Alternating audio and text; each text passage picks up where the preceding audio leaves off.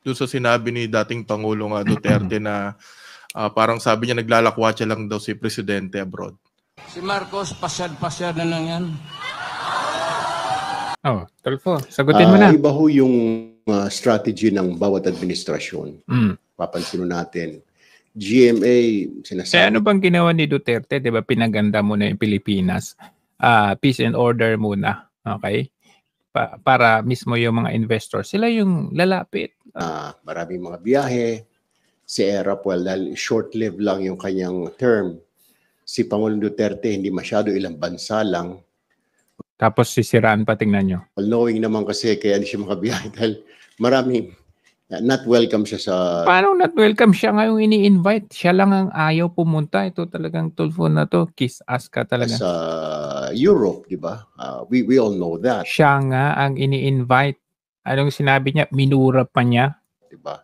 And even sa United States. So, alam mo, in-invite yan sa US si Duterte. Kaya lang, hinindian niya at minura pa niya dahil ayaw nga na niya makipag-alyado dyan sa sa mga kano. Limited yung travel ng Pangulong Duterte sa Asia, China, Japan, at yung mga kaibigan, Russia. Kaya limited ang biyahe ng Pangulo. Actually, pero anong nangyari sa ekonomiya natin? Gumanda, di ba? Tingnan ho natin, we in the media know, we know about it. Ano po bang ginagawa ng Pangulo? I mean, Pangulo goes out of the country to get investments, to secure investments. Siguro. Tandaan niyo yung sinabi niya, to secure investments daw. Siguro, yung mga kasamahan ho ninyo na kasama ng Malacanang sa mga travel, you can ask them. Di ba ginagawa ng Pangulo doon? Kung magiging biyahe ang Pangulo para po makahikayat pa ng mga investor, Mr. Speaker. Mr. Speaker, kasi yung sa Formula 1 po, if ever, shouldered na naman ng taong bayan. Kaya po, we'd like to know in advance, Mr. Speaker, pupunta po ba sa susunod na taon sa Formula 1 sa Singapore ang Pangulo? Yung tanong. And Mr. Speaker, ang First Lady din naman ay proud na dumalo ang Pangulo this year sa Formula 1 para sa networking. So kung proud po ang Office of the President, di dapat po hindi ikahiya kung dadalo ang Pangulo sa Formula 1 sa 2024. Ang biyahe po ng Pangulo sa Singapore ay ito po ay isang imbitasyon mula po sa isang grupo ay yung pong pagpapanood sa formula po. Ito po siya po ay naimbitahan lang, Mr. Speaker, in advance. Fidel B. Ramos, same thing. Ganun din. Si Cory hindi masyadong. Wala. Tinalo na ni Marcos yung si Ramos. Yung biyahe nyo. Tabako, biyahero na yon, wala na. Nakuha na ni Marcos ang trono. Not much. Then you have Fidel B. Ramos, biyahe din. And then, baka nga isa ka pa nga doon sa Kumundi na sa biyahe ni Ramos, tapos ngayon, puri. After that, yun nga si ERAP, and then GMA, biyahe. And then si Pinoy, may mga biyahe din. Si Strategy.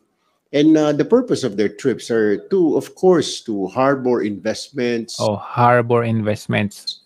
Makakuha ng mga investments. Ang problem nga lang. Oh, ang problem. Napupulaan yung gobyerno. Nasaan na yung investment? Ang problem ho yung investments ho natin, nakakabit po kasi yun sa economic provisions po. Ngayon sinisi ang ating constitution. How many years na tumatakbo ang constitution natin? At saka kung constitution ang problema, bakit hindi baguhin lang yung certain na constitution na yun? Hindi yung papalitan ninyo ng political at yung termino, pahahabain, gagawing parliament. Ng constitution natin. Paano ka mag-i-invest kung ako? Kahit ikaw siguro, sir, pag pumunta ka doon sa isang lugar, sasabihin ng mayroong resolution ng konseho. Abante, kung gusto mo mag-invest dito, meron kami mga kababayan dito, makisosyo ka na lang, pero 60% yung sa amin, 40 ka lang. O di palitan lang yan, porsyentuhan na yan, gawing 50-50. Pera mo, papayag ka ba na 40% ka lang? 60% nung wala namang laway lang yung ginamit ng kabila. O kahit balik ta rin. 40 or 30 na sa Pilipino, 60 sa Banyaga. O ganun lang. Ganun kasimple. So basically, why would they invest in our country kung hindi naman 100% na ownership sila? So that is the reason why. Boom. Boom. Kaya nga eh. Bakit pa biyahe ng biyahe ang Pangulo na ito? Kung sinasabi mo naman pala na may problema tayo sa economic provisions, bakit hindi ayusin mo na itong Pangulo mo na ito? Yung economic provision, particular yung sinasabi na 60-40, okay? Or 70-30 na share. O kaya, pagandahin mo muna ang bansa mo bago ka bumiyahe ng bumiyahe. Kasi sabi mo nga, sabi mo ang purpose ng pagbiyahe is to attract investors. Paano ma-attract yun ng investors kung meron ngang problema which is yung share, yung 70-30 or 70-40 or 60-40 na yan.